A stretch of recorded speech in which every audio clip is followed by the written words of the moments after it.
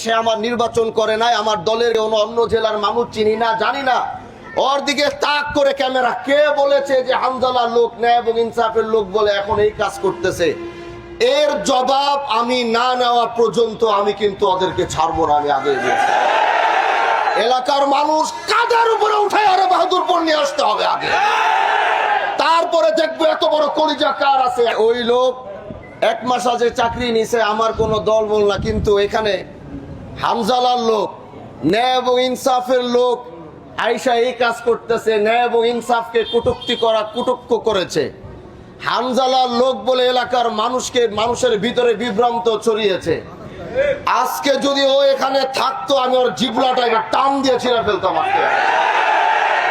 আমি কি ফাইজলামি করতে এমপি হইছি মিয়া? কি মনে করেন?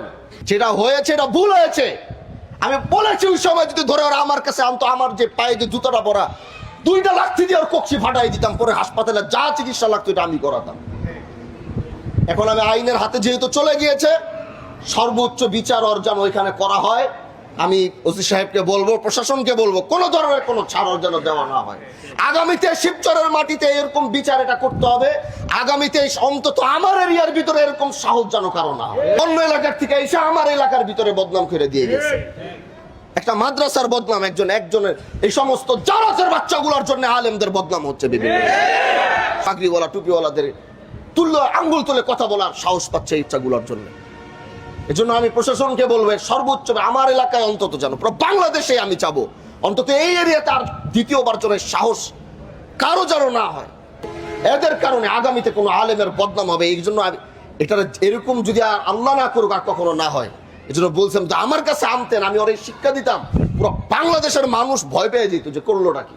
যা হওয়ার পর আমি দেখতাম, কারণ ওদের কারণে আলেমদের প্রচুর বদনাম হচ্ছে দেশে।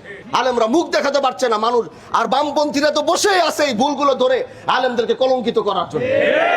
আমি চাই আপনাদের মধ্য থেকে এই ভুল বুঝাবুঝিটা নিরসন হোক, ওর সর্বোচ্চ বিচারের ব্যবস্থা আমি দায়িত্ব নিয়ে আমি করবো। এটা কিভাবে কি করা যায়, ওরে কিভাবে, মামলা তো দিচ্ছেন না, মামলা হয়েছে না, ঠিক আছে, কিভাবে ওর বিচার সর্বোচ্চ করা যায় এটা আমি করব, এটা আমার দায়িত্ব। কিন্তু এটাকে কেন্দ্র করে এমন একটা বিষয় হয়ে গেছে, মানে পরিস্থিতিটা এরকম দাঁড়াইছে যে আমার নেতৃবৃন্দ যে ধর্ষণ করছে তার পক্ষে, এরকম একটা সিচুয়েশন আমার সামনে আসছে। মানে এটা কত বড় একটা, মানে একটা জঘন্য একটা খারাপ কথা না এটা? হ্যাঁ, আপনি বলেন এটা কত বড় জঘন্য বিষয় না? এটা কি হইতে পারে? এই যারা এই ভিডিওগুলা, এই মিডিয়া যারা এই সমস্ত বিষয়গুলা প্রচার করছে, সরাসরি বলছে এটা হামজালার লোক, ইনসাফ আর ন্যায়ের পক্ষে লোক এই কাজ করে। এটা তো প্রমাণিত যে সে আমার লোক না। এটা প্রমাণ হয়েছে। আরো ভালোভাবে প্রমাণ করতে হলে আপনারা করেন, সে কবে এখানে আসছে, কবে চাকরি নিছে, তার বাড়ি কোথায়। এটা যদি প্রমাণিত হয় সে আমার লোক না, তাহলে যারা আমার নামে এই কথাটা বলছে, যারা আমাকে আইনা এই বিষয়ে ছোট করছে, যারা আমাকে এখানে ঢুকাইয়া জাতির সামনে ছোট করার চেষ্টা করছে, তাদেরও প্রত্যেকের বিষয় আমি নিজে এটা হ্যান্ডেল করব।